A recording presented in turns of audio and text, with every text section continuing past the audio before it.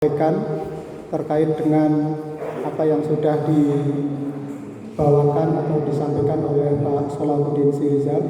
Jadi di slide-nya saya melanjutkan dari apa yang sudah disampaikan oleh Pak Sirizal. Ini tadi beberapa hal yang diperintahkan oleh Allah, makan dan dari makanan yang baik-baik yang telah kami berikan kepadamu, dan tidaklah mereka menganiaya kami, akan tetapi mereka yang menganiaya diri mereka sendiri. Jadi dasar-dasar yang sudah disampaikan oleh Pak Sholahuddin Sirizal memberikan pembelajaran kepada kita untuk mengkonsumsi, menggunakan yang terkait dengan yang halal, yang thayyib, yang mendatangkan maslahah bagi kita. Jadi tidak hanya saat ini saja, tapi adalah hingga akhir kehidupan. Karena apa yang kita konsumsi hari ini itu akan membentuk diri kita, membentuk jiwa kita, dan akan berakibat terhadap kehidupan kita. Tadi halal adalah yang mencakup sesuatu yang diperbolehkan oleh agama, baik itu bersifat sunnah, anjuran, makruh maupun mubah. Nah, halal ini dapat berarti yang diizinkan atau yang disahkan, yang diperbolehkan oleh Allah, menghalalkan semua makanan yang mengandung maslahah dan manfaat, baik yang kepada ruh maupun jasad, baik kepada individu maupun masyarakat. Jadi halal adalah segala sesuatu yang apabila digunakan tidak akan dikenakan sanksi, dan apa yang diperbolehkan oleh syariat akan dilakukan semua untuk dimakan dan diminum, kecuali ada larangan, yaitu yang terdapat dalam Al-Quran dan yang terdapat dalam hadis.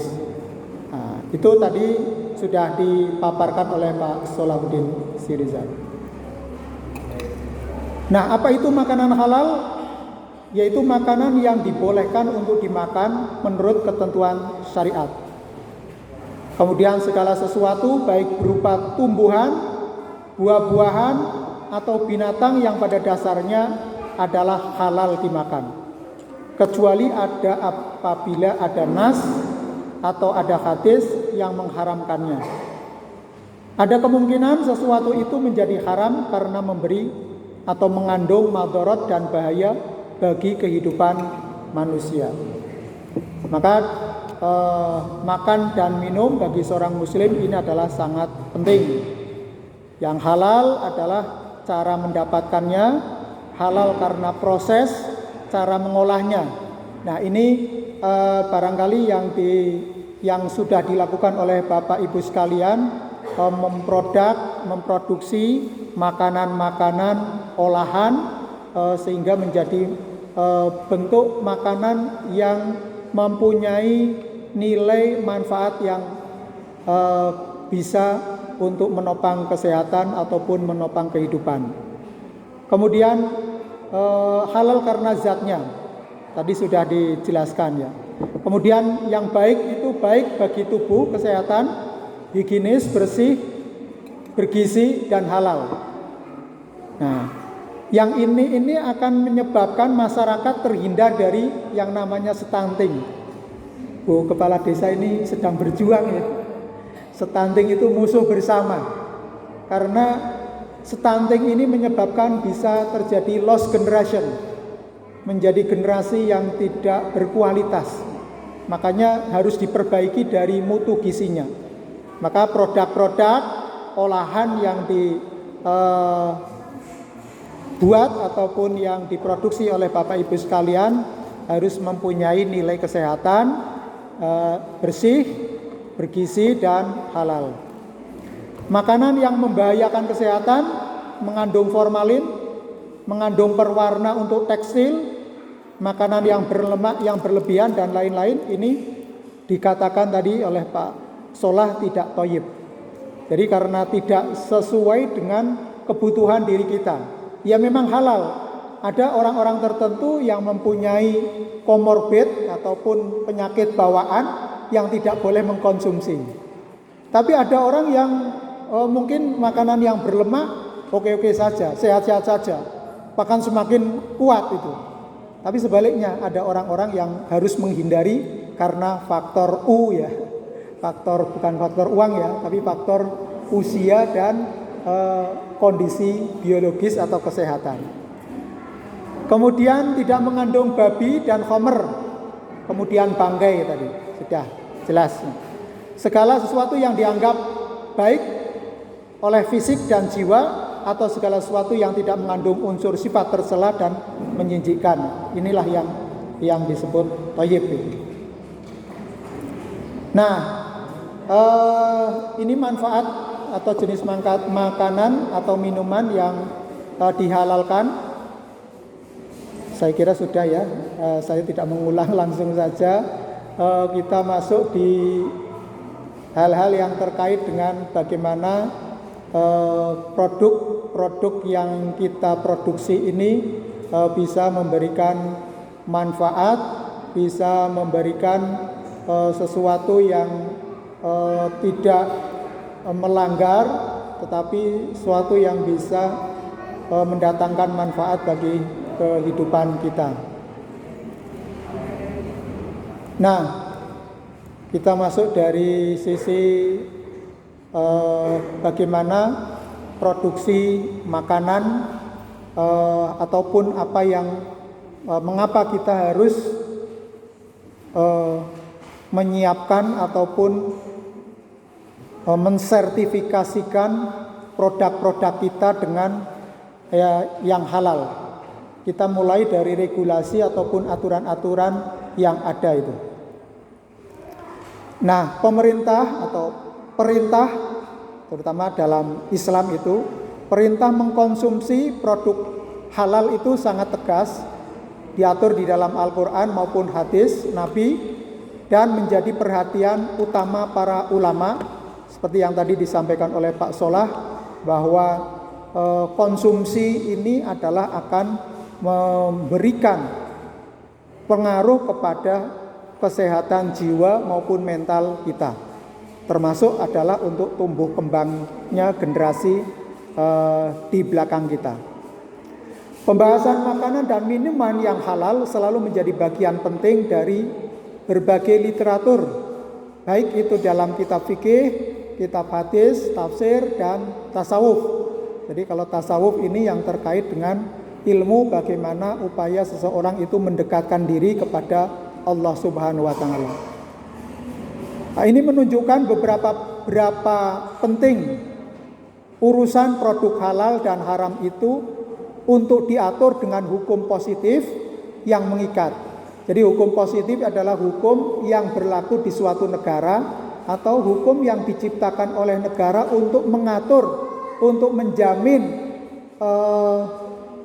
terlaksananya ataupun prinsip-prinsip dalam kehidupan berbangsa dan bernegara, khususnya bagi pelaku usaha dan konsumen muslim di Indonesia.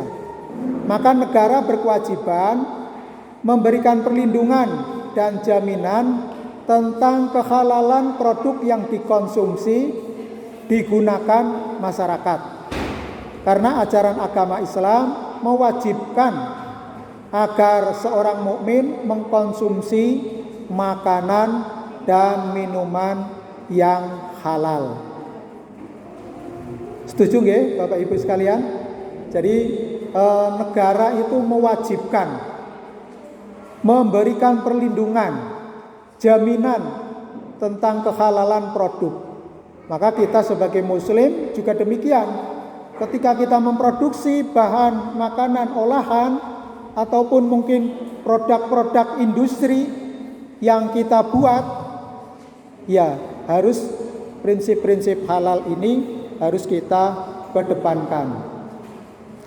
Maka regulasi atau aturan-aturan, ketentuan-ketentuan tentang label halal sebenarnya sudah diatur dalam berbagai peraturan perundang-undangan sebelum lahirnya Undang-Undang Nomor 33 Tahun 2014, yaitu tentang jaminan produk halal.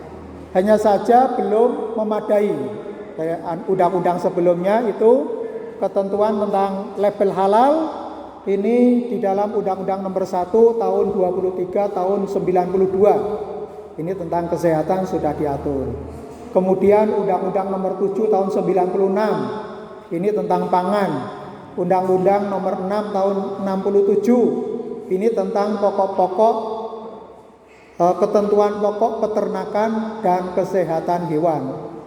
Dan Undang-Undang Nomor 8 Tahun 99 tentang perlindungan konsumen. Maka kalau Bapak Ibu sebagai produsen, apa yang diproduksi harus memberikan jaminan bahwa apa yang kita produksi adalah bukan barang-barang yang berbahaya, barang-barang yang bisa merusak masyarakat. Nah, ini harus berdasarkan ini. Nah, pada pasal 30 Undang-Undang Nomor 7 Tahun 96 tentang pangan disebutkan setiap orang yang memproduksi atau memasukkan ke dalam wilayah Indonesia makanan yang dikemas untuk diperdagangkan wajib mencantumkan label pada di dalam dan atau di kemasan pangan. Tadi Pak Solah sudah menyampaikan banyak produk-produk terkait dengan bumbu dari berbagai negara yang masuk ke Indonesia belum ada label halalnya.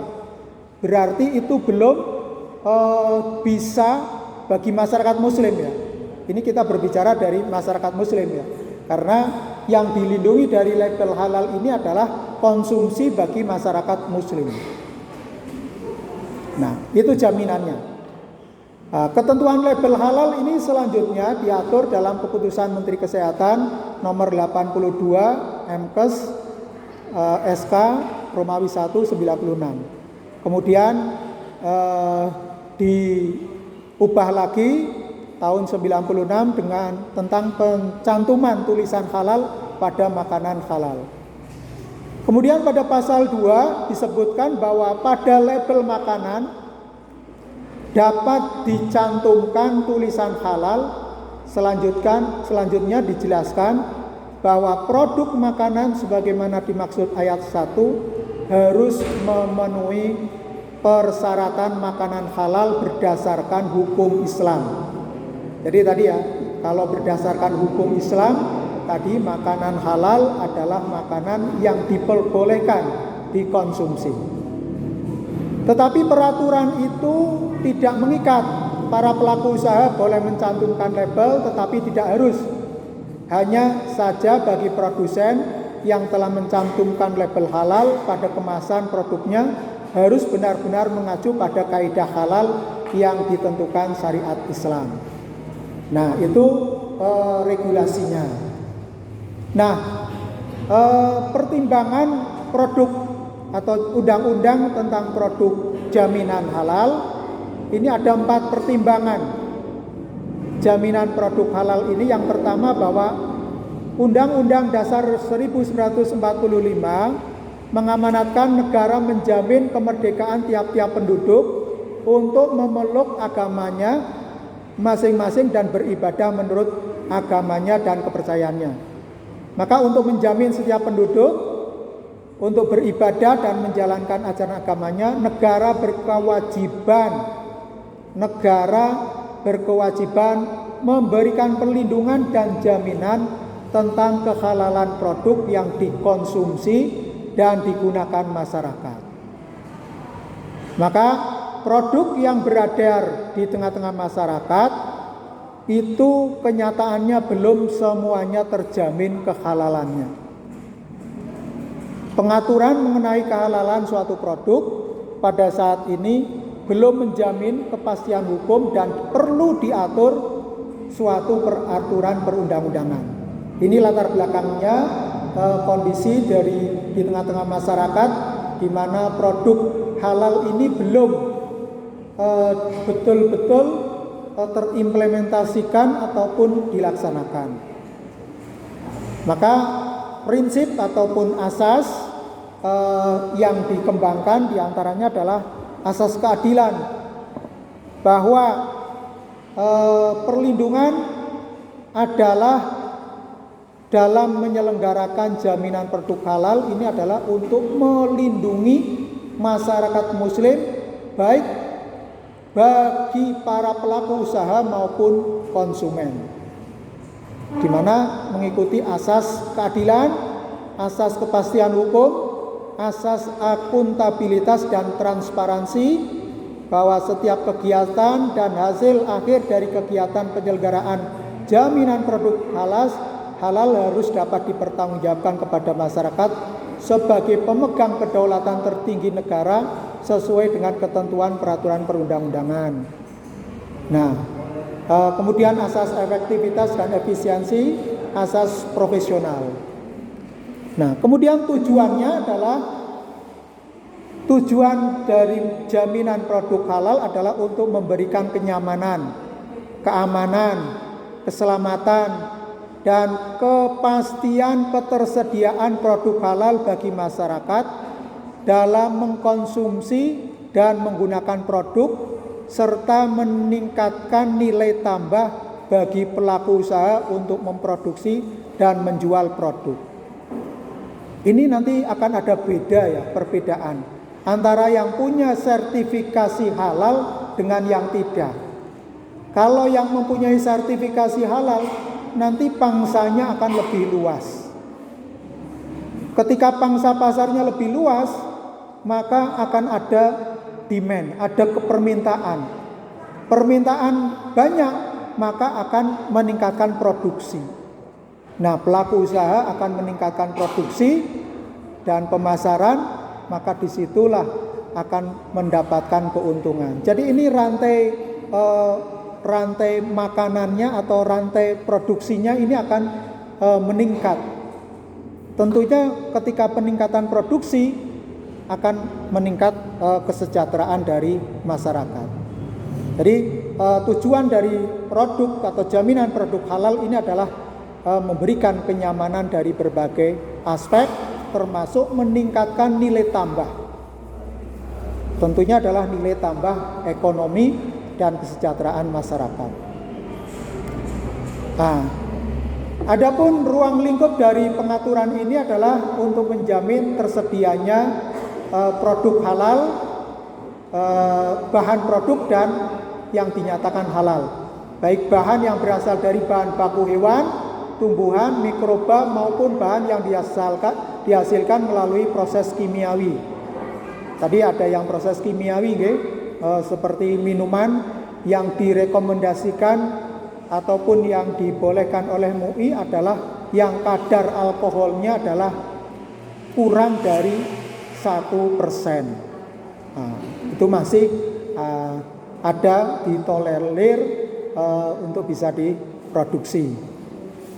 Kemudian undang-undang juga mengatur hak dan kewajiban pelaku usaha dengan memberikan pengecualian terhadap pelaku usaha yang memproduksi dari bahan yang berasal dari bahan yang diharamkan, dengan kewajiban mencantumkan secara tegas keterangan tidak halal pada kemasan produk atau pada bagian tertentu dari produk yang mudah dilihat, dibaca, dan tidak mudah terhapus, dan merupakan bagian yang tidak terpisahkan dari produk. Jadi tadi al-halalu wal haram bayyinun. Nah, jadi halal dan haram itu harus jelas, harus clear. Maka adanya sertifikasi, labelisasi ini adalah dalam rangka untuk memberikan jaminan kepada masyarakat dalam memproduksi maupun mengkonsumsi dan mendistribusikannya. Para rawuh ingkang kawula hormati, ini kemudian masuk kepada penyelenggara produk halal saja. Pemerintah bertanggung jawab dalam menyelenggarakan jaminan produk halal. Maka siapa yang menyelenggarakan produk halal ini adalah dilaksanakan oleh menteri. Untuk melaksanakan penyelenggaraan jaminan produk halal, dibentuklah Badan Penyelenggara Jaminan Produk Halal yang kedudukannya berada di bawah bertanggung jawab kepada menteri. Dalam hal ini BPJH membentuk perwakilan di berbagai daerah, termasuk nanti baik itu di provinsi maupun di kabupaten kota. Kemudian kewenangan Badan Penyelenggara Jaminan Produk Halal ini adalah merumuskan dan menetapkan kebijakan jaminan produk halal, menetapkan norma, standar, prosedur dan kriterianya, kemudian menerbitkan, mencabut sertifikasi atau sertifikat halal dan label halal pada produk, melakukan registrasi sertifikat halal pada produk luar negeri, kemudian melakukan sosialisasi, edukasi dan publikasi produk halal, melakukan akreditasi terhadap lembaga produk halal, melakukan registrasi auditor halal, kemudian melakukan pengawasan terhadap jaminan produk halal, melakukan pembinaan auditor halal, dan melakukan kerjasama dengan lembaga dalam dan luar negeri dalam penyelenggaraan jaminan produk halal. Adapun kewenangan badan penyelenggara yang disebutkan pada pasal 6 ini, dalam melaksanakan kewenangannya bekerja sama dengan kementerian atau lembaga terkait, lembaga produk halal, kemudian Majelis Ulama Indonesia. Kemudian lembaga pemeriksa halal ini adalah lembaga yang didirikan pemerintah maupun masyarakat untuk melakukan pemeriksaan pengujian kehalalan produk.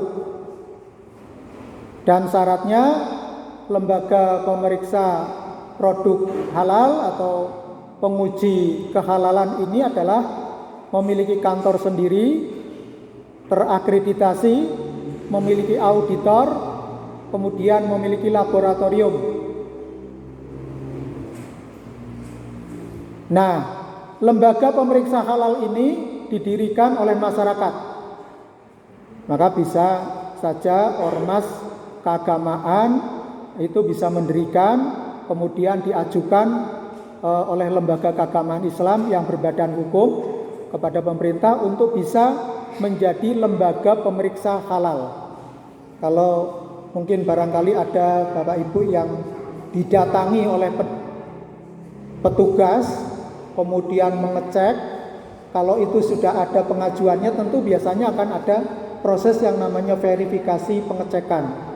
Akan dicek apakah ini nanti layak diterbitkan, seperti tadi Pak Solah ya, datang ke Wisma Boga, kemudian beliau setelah memeriksa ada bahan-bahan, ada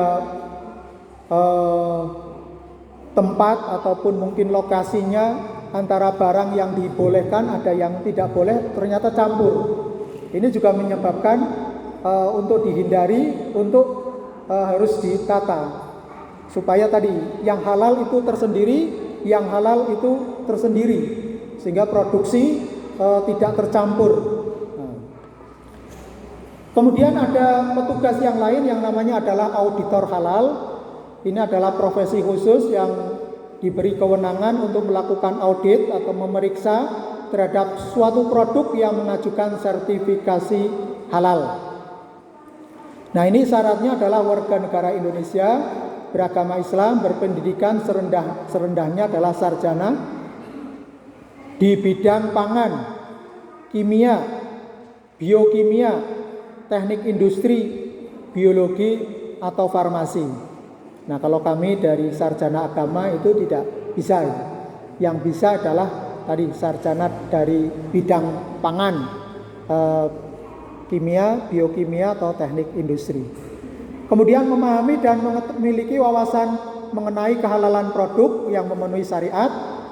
Kemudian mendahulukan kepentingan umat atas kepentingan pribadi atau golongan, dan mempunyai sertifikat dari Majelis Ulama Indonesia. Nah, nanti dari Bapak Ibu sekalian yang mempunyai putra-putri untuk bisa menjadi auditor, bisa, karena peluang ini sangat luas bagi masyarakat untuk bisa berpartisipasi. Nah, tugasnya adalah memeriksa, mengkaji bahan yang digunakan, kemudian memeriksa dan mengkaji proses pengolahan produk.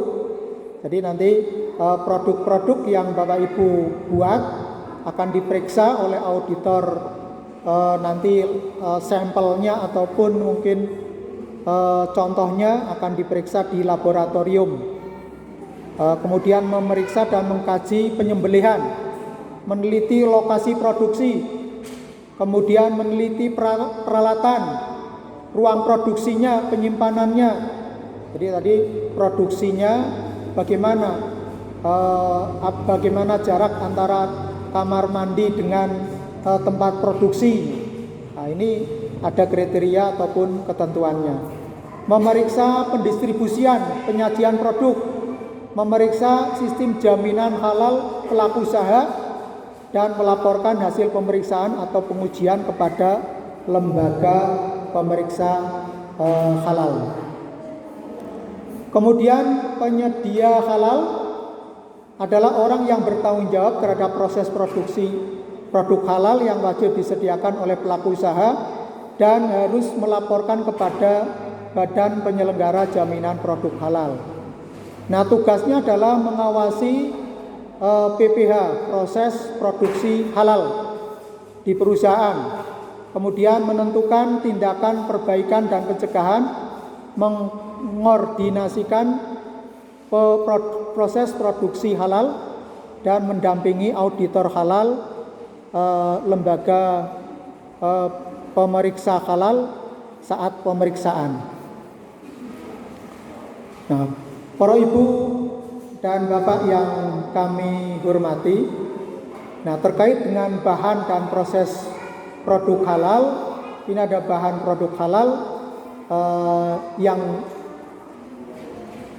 digunakan oleh proses produk halal atas bahan baku, bahan olahan, bahan tambahan, dan bahan penolong itu.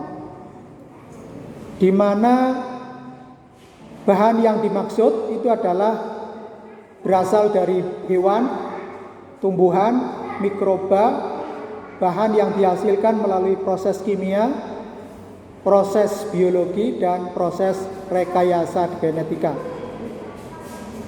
Dan bahan yang berasal dari hewan ini pada dasarnya adalah halal, kecuali yang diharamkan menurut syariat Islam, yaitu yang diharamkan ini adalah bangkai, darah, daging babi, dan hewan yang disembelih tidak sesuai dengan syariat. Bahan yang berasal dari hewan yang diharamkan selain sebagaimana yang ditetapkan oleh Menteri berdasarkan fatwa Majelis Ulama Indonesia. Bapak Ibu yang kami hormati,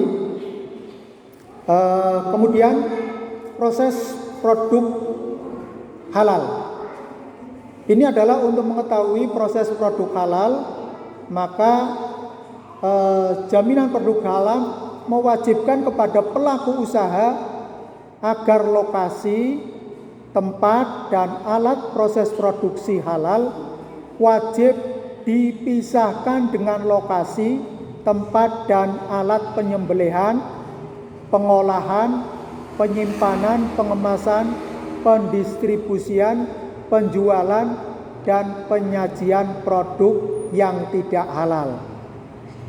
Jadi tidak boleh dicampur jadi satu antara yang haram dengan yang halal.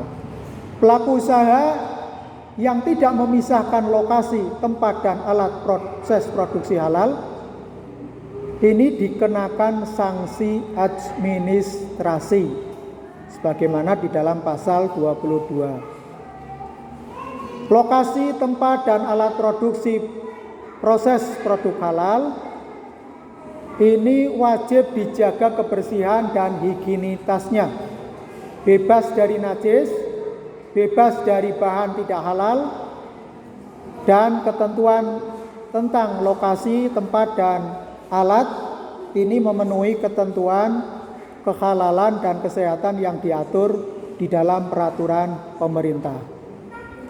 Kemudian terkait dengan hak dan kewajiban pelaku usaha. Yang pertama adalah hak-hak pelaku usaha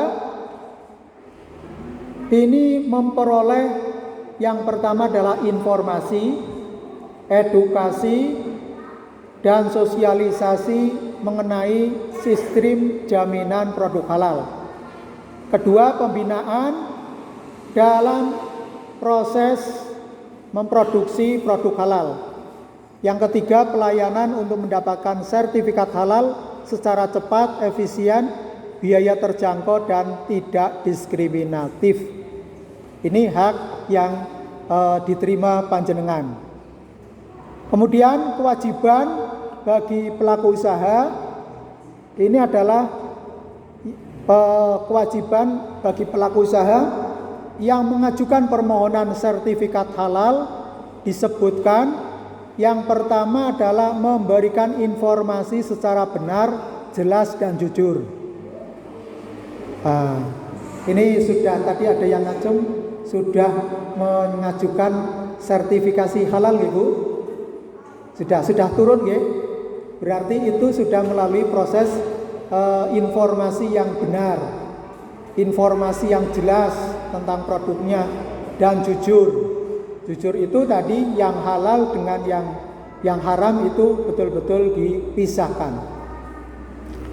Yang kedua adalah memisahkan lokasi, tempat, dan alat penyembelihan, pengolahan, penyimpanan, dan pengemasan, pendistribusian, penjualan, dan penyajian antara produk halal dan produk yang tidak halal. Kemudian memiliki penyelia halal. Tadi adalah penyelia itu adalah orang yang mendampingi ataupun yang mengurus tentang proses bagaimana produk halal ini diajukan dalam sertifikatnya. Melaporkan perubahan komposisi bahan kepada BPJH ya, Badan Penyelenggara Jaminan Produk Halal. Sampai keceletot ya. Ini wajib. Kalau ada perubahan produk, panjenengan dulu pakai pengawet yang direkomendasikan, kemudian ini menggunakan pengawet yang betul-betul tidak ada unsur-unsur, tidak ada kandungan yang mengandung daging babi. Nah, maka dilaporkan perubahan-perubahan dari komposisi bahannya itu dilaporkan. Ini adalah merupakan kejujuran informasi yang kita berikan. Kemudian melaporkan ini termasuk di dalamnya adalah mencantumkan label halal terhadap produk yang telah mendapatkan sertifikat halal. Jadi kalau produk itu sudah diajukan dan keluar sertifikat halalnya, ya labelnya harus kelihatan, cetok. Kemudian menjaga kehalalan produk yang telah memperoleh sertifikat halal. Kemudian memisahkan lokasi tempat penyembelihan, penyimpanan, pengemasan, pendistribusian, penjualan, dan penyajian antara produk halal dan yang tidak. Kemudian memperbarui sertifikat halal jika masa berlakunya sertifikat halal berakhir. Jadi ini nanti setiap 4 tahun sekali harus memperbarui pengajuan sertifikat. Mengapa kok ada pembaruan? Ya karena perlu ada kontrol kembali. Apakah ada perubahan atau tidak, atau masih tetap komit. Ini adalah untuk memberikan jaminan terhadap pelayanan produk yang dihasilkan. Kemudian melaporkan perubahan komposisi bahan kepada Badan Penyelenggara Jaminan Produk Halal. Bapak Ibu yang kami hormati, berikutnya adalah bagaimana kita mengajukan sertifikat halal. Monggo Pak Hartono. Monggo. Tata cara ini yang pertama adalah permohonan sertifikat halal diajukan oleh pelaku usaha secara tertulis kepada Badan Penyelenggara Jaminan Produk Halal. Jadi tertulis ya, ada formulirnya. Yang kedua, permohonan sertifikat halal harus dilengkapi dengan dokumen. Nah, permohonan sertifikat halal harus dilengkapi dengan dokumen. Yang pertama, data pelaku usaha. Ini nanti ada profilnya. Maka panjenengan harus membuat data-data yang tentang pelaku usaha. Apa yang kita lakukan? 2, nama dan jenis produknya. Namanya apa? Kalau tadi Pak Kepala Desa Pak Hartono menyampaikan produk itu harus punya label, punya nama, supaya nanti namanya dipatenkan. Jadi nama itu punya nilai ekonomis kalau dipatenkan. Nah, jadi kalau keripik yang maknyus atau keripik makbiar itu. Nah, ketika kita membuat nama juga kita tidak boleh pakai nama yang tadi mengandung pornografi, mengandung yang horor, keripik setan, keripik hantu, ini tidak boleh. Pernah itu saya sering perjalanan ke Jogja itu, di daerah Klaten itu, di Serowot itu ada bakso setan gitu. Saya lewat sudah nggak ada itu setannya. Maksudnya memang ketagihan ya, tapi mungkin dengan cari makna yang sepadan dengan itu, tetapi tidak mengandung unsur horor, tidak mengandung kekerasan, tidak mengandung tadi pornografi. Nama dan jenis produknya. Yang ketiga, daftar produk dan bahan yang digunakan. Jadi produknya itu apa saja? Produknya apa saja yang diproduksi. Kalau kita punya usaha di rumah, mungkin ada yang produknya dari bahan baku, kemudian bahan olahan, maka disebutkan bahannya apa saja. Dari tepung atau dari beras atau dari tapioka. Nah, itu harus dijelaskan bahan produknya. Yang keempat, proses pengolahan. Permohonan sertifikasi halal ini harus dicantumkan bagaimana proses pengolahannya, diceritakan, dinarasikan dari awal itu, dari bahan mentah, bahan setengah jadi, sampai pada bahan jadinya itu seperti apa, sampai produknya itu bisa ditampilkan seperti di depan sana ada bisa dilihat hasilnya di dalam kemasan itu. Bapak Ibu yang kami hormati, maka ada dokumen-dokumen yang harus disertakan. Ini diantaranya adalah dokumen permohonan sertifikat halal, data pelaku usaha. Ini yang pertama nomor induk berusaha. Kelihatan badannya? Cilik ya? Saya juga semakin blur nih, nggak kelihatan juga.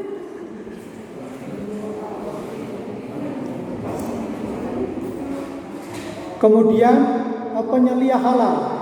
Penyelia halal ini adalah yang mendampingi, ini melengkapi usulan, ada KTP,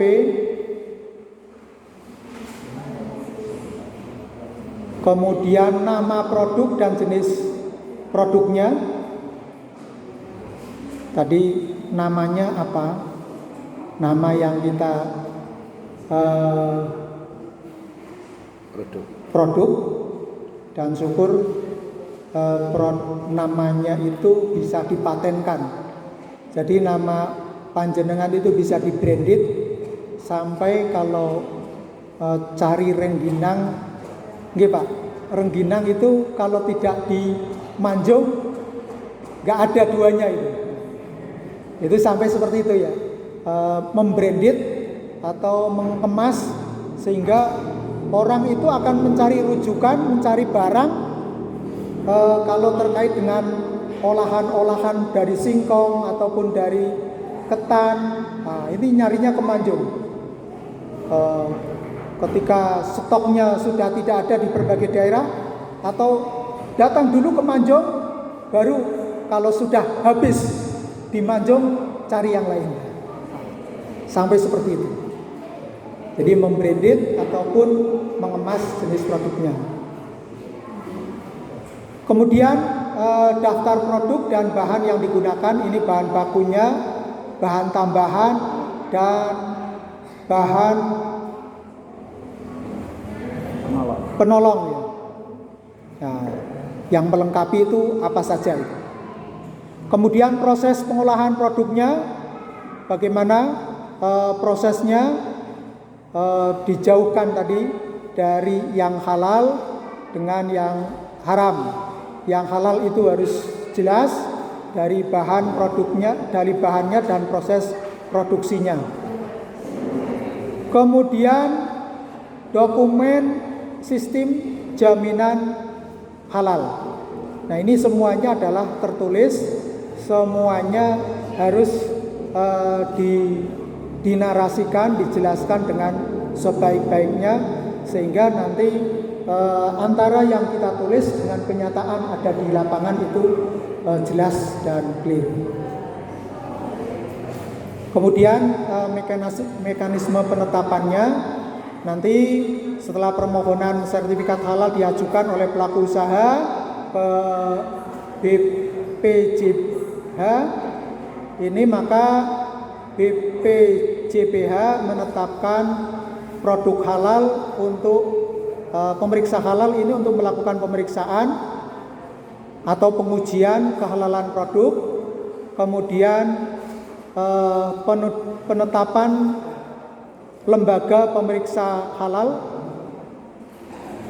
kemudian akhirnya adalah ditetapkan. Di dalam pemeriksaan dan pengujian, ini langkahnya, pemeriksa atau penguji kehalalan produk itu dilakukan oleh auditor. Kemudian pemeriksaan terhadap produk dilakukan di lokasi usaha saat proses produksi. Jadi ini tidak boleh kucing-kucingan ya. Ketika proses produksi itu bisa dilihat. Nah, jadi pemeriksa auditor ini akan sangat berhati-hati, akan menjaga supaya katakanlah nanti resep saya dicuri orang gitu. Nah, karena setiap proses produksi kan ada resepnya, dan resep ini adalah akan menunjukkan tes ataupun rasa, cita rasa yang akan menyebabkan orang itu kangen dengan produk panjenengan. Iki nek wis sewulan ora dahar rengginang dari Manjung ini enggak marem. Makanya di situ. Jadi akan diperiksa. Lokasi. Dalam hal pemeriksaan produk, terdapat bahan yang diragukan kehalalannya, dapat dilakukan pengujian di laboratorium. Ini tadi Pak Solah datang ke Wisma Boga yang megah itu, ada bahan-bahan bumbu dari luar negeri yang belum mendapatkan sertifikasi halal dari Majelis Ulama Indonesia. Maka akan diuji, betul enggak? Nah, dalam pelaksanaan pemeriksaan di lokasi usaha, pelaku usaha wajib memberikan informasi kepada auditor. Kalau perlu menjelaskan dengan meyakinkan. Nah, panjenengan mempresentasikan, meyakinkan auditor bahwa ini adalah clear, clean, dan higienis, halal, dan thayyib. Nah, itu yang harus kita lakukan. Tahap selanjutnya menyerahkan hasil pemeriksaan. Jadi lembaga pemeriksa halal ini menyerahkan hasil pemeriksaan ataupun pengujian kepada BPJPH. Kemudian Badan Penyelenggara Jaminan Produk Halal ini menyampaikan hasil pemeriksaan atau pengujian kehalalan produk kepada